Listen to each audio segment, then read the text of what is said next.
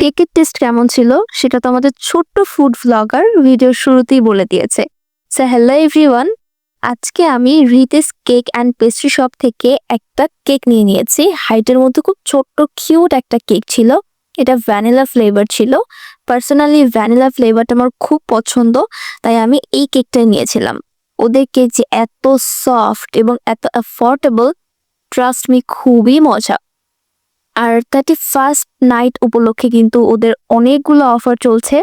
450 টাকা থেকে শুরু করে 500 টাকা, 600 টাকা, ইভেন প্রিমিয়াম কোয়ালিটির রসমালাই কেকও কিন্তু তোমরা ওদের পেজে পেয়ে যাবে। ওরা মূলত গাজীপুর, কোনাবাড়ি, গাজীপুর চৌরাস্তা, জয়দেবপুর, মূলত গাজীপুরের বিভিন্ন এরিয়াতে কেক ডেলিভারি করে থাকে।